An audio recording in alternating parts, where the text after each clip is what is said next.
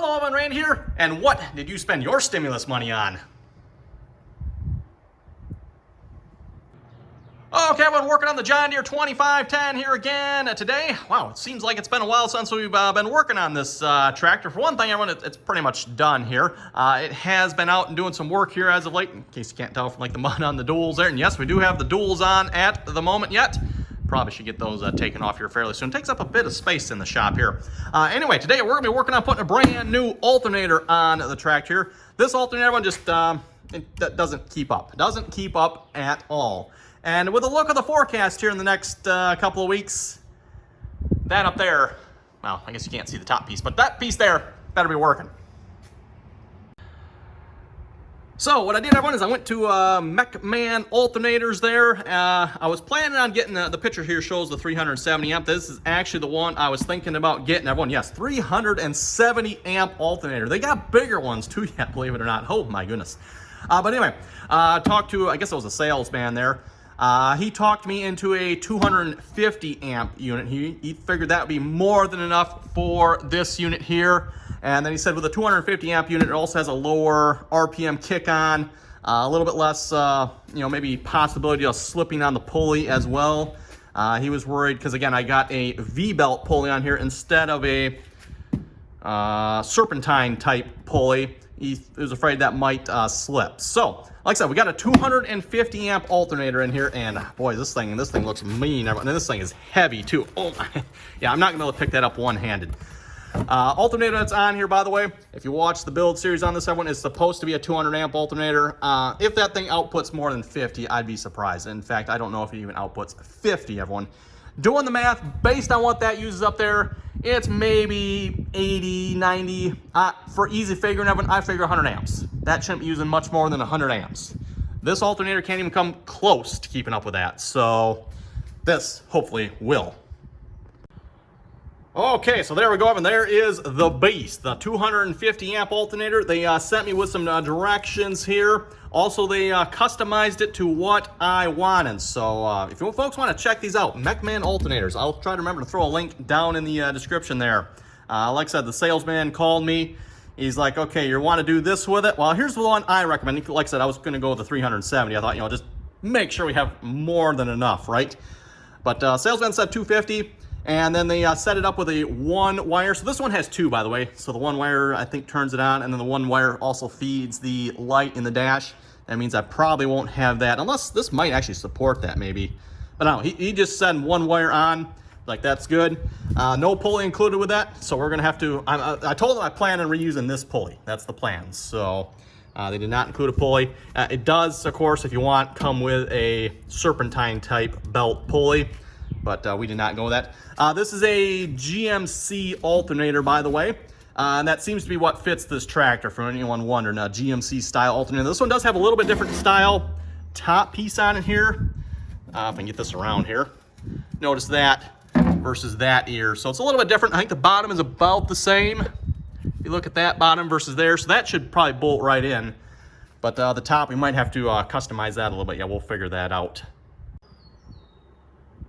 And real quick, everyone, before we start installing this, I just wanted to show you folks this. So output at 800 RPMs. Now keep in mind, I think that's 800 engine RPMs. So I don't know what the RPMs on this would actually be, everyone, but 800 engine RPMs, because again, you got pulley reduction there and all that good stuff, right? But 198 amps at idle, 800 engine RPMs, which is what this tractor idles at, by the way. The only thing is going to be whether or not it'll be fast enough idle with the pulley. I don't know, we'll have to figure that out, everyone. That's another good question. But anyway, 1800 RPM cruise, 259 amps. If this thing doesn't power that, everyone, I don't know. Well, seem to have forgotten my tripod here. What can we use for a tripod around here? Too much broken stuff. Perfect. Okay, first things first, everyone, we've got to get the old alternator off of there. So I guess we can just go ahead and disconnect these.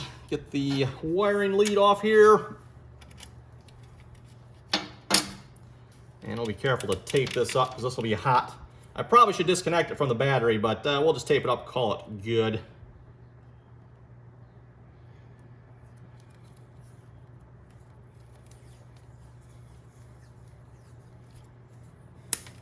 There we go. So if that touches something, it should be okay.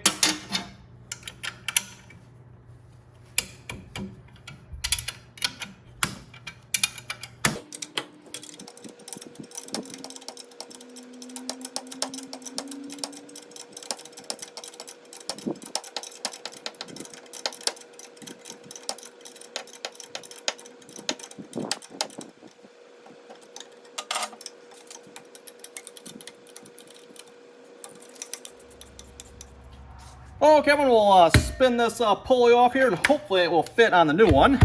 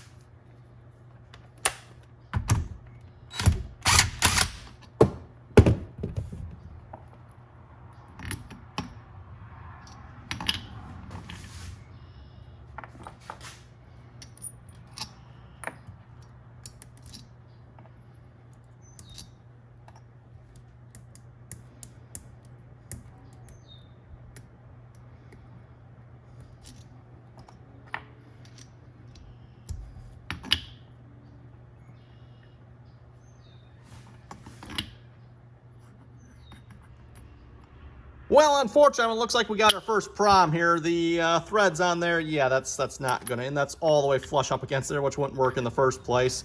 They did include several different spacer options for me, so that was nice of them. Unfortunately, doesn't look like any of them are going to work because this shaft simply put is not long enough compared to the old one, which, yeah, surprisingly is quite a bit longer, and then you take that off, it's even longer yet. So that is a good question. Oh, yeah, you can see when I have machined this particular pulley as well. I forget what was on the back side of this, but we took it all off there, got rid of it.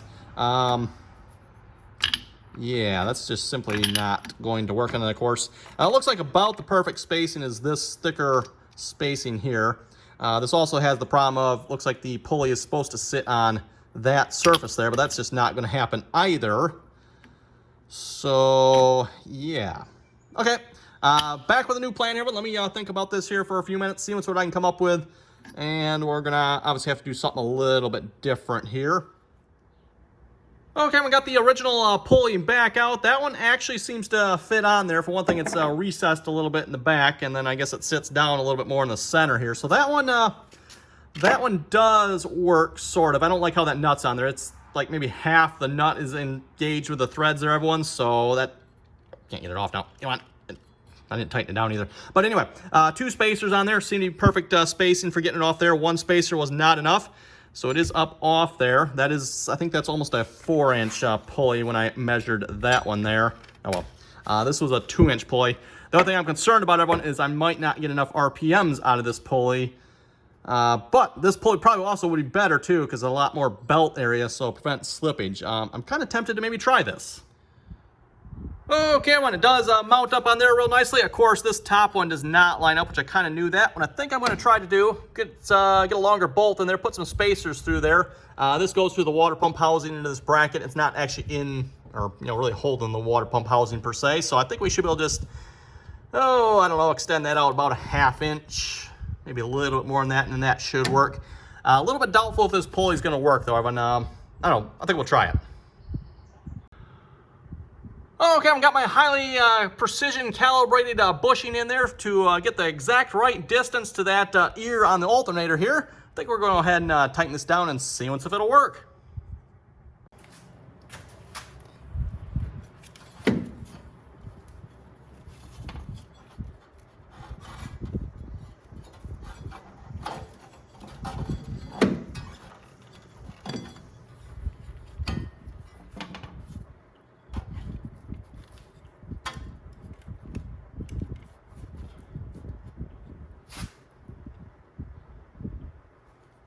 Fresh fudge and wide open spaces.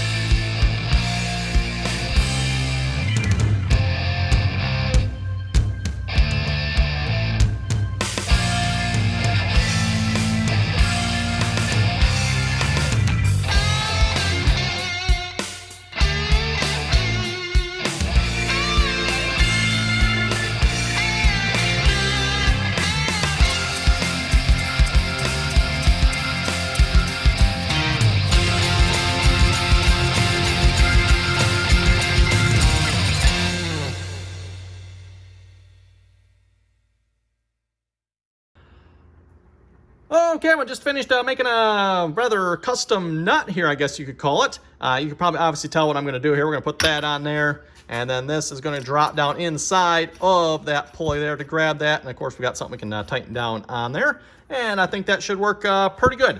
However, one slight problem. Apparently, when I machine this, it doesn't look like it's perfectly straight. I mean, it's pretty dumb close, but it's not perfect, everyone.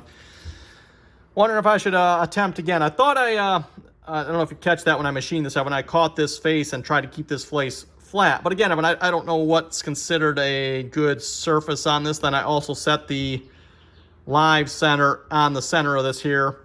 And yeah, I don't know, this might not be centered either. I mean, who knows, everyone? It's close, but I'm not sure I quite, you can see it there. It's a little close there and a little bit more of a gap there. Still want to try it though. And this might be what I have to, by the way, Evan, real quick, I did abandon this one here. The belt here is just too short to work with this bracket here. So that's why, well, it's like, I don't think that pulley's gonna work anyway, so I might also try to make this one work. So yeah, might try it.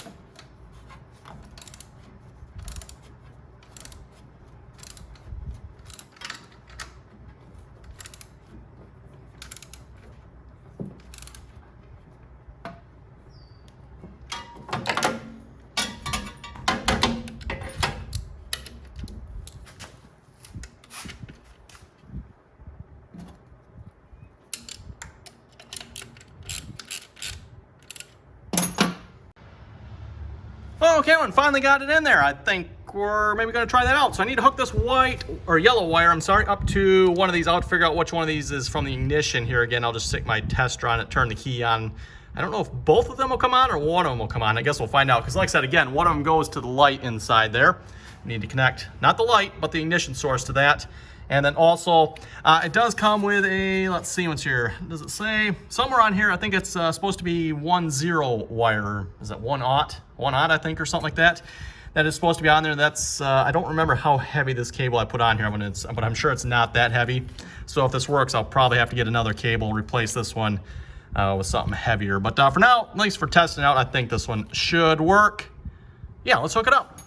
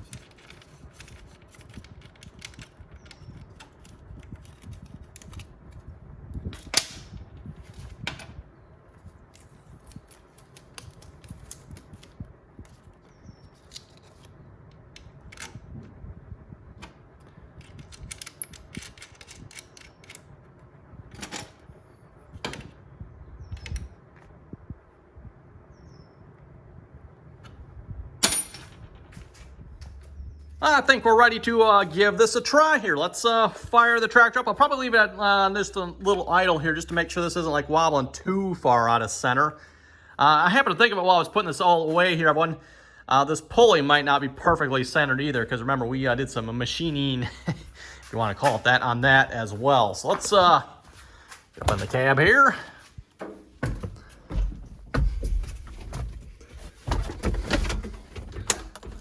Of course, the light doesn't come on, to be expected.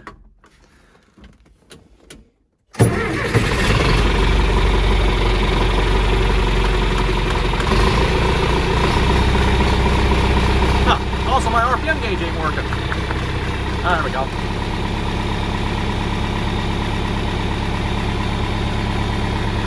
Oh, let's see. We got 12.7 volts. That means we do not have... oh, wait a minute. It's going up. Is it? 12.9. Okay, maybe it is coming on. 13.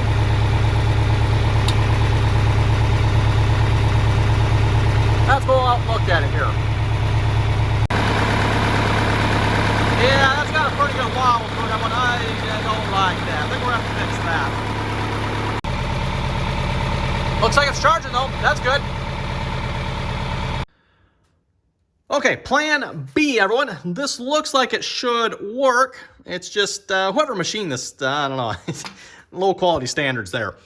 So I went to the hardware store here, picked up a couple more nuts. These are 14 mil by 1.5 thread pitch, and I also picked up a bolt to go along with it. I'm hoping this will help me, one, for welding it. I can weld them while they're on the bolt here. That'll should keep nice and straight together. I don't think that was my problem with this one, by the way. I'm pretty sure I welded these perfectly straight. I don't think that was an issue there, but this should just make it easier. And then also on the lathe, everyone, I'm hoping I can put the dead center. We'll spot a hole or a spot on the head of this bolt here. Clamp this in there, and hopefully that'll allow me to keep it all centered. Also got another one as a spacer just in case, I don't know. Hopefully it'll still work on. We'll find out. Okay, everyone, new pair of nuts are welded together here. Let's see if we can machine this.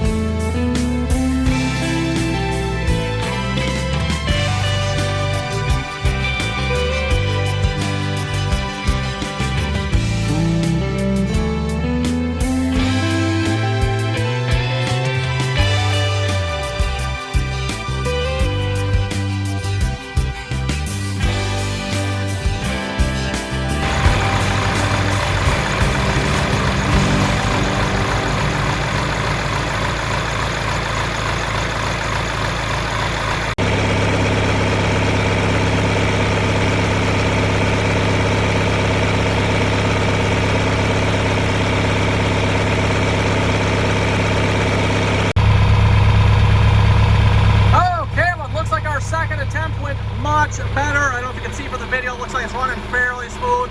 It's not 100%, everyone. I did measure it with the gauge right there, and it's about 10 thousandths out of center. Not perfect, everyone, but I don't know that I can get it any better. The only thing I can think to do is get a solid stock so I can actually start completely with a fresh piece, bore a hole, and turn the outside all in one pat or in one setting. Anyway, for now, I think we're going to call that a wrap for this video. I might just give this a try. We'll see once here. Otherwise, I'm going to see if I can get some round stock. And like I said, everyone, do it all in one setting, bore the hole, turn the outside, and that should give me better results. Or either I'll have to have someone make one for me or something. I don't know. We'll see once, but I think I'm pretty happy with it. So anyway, thanks for watching, everyone, and until next time.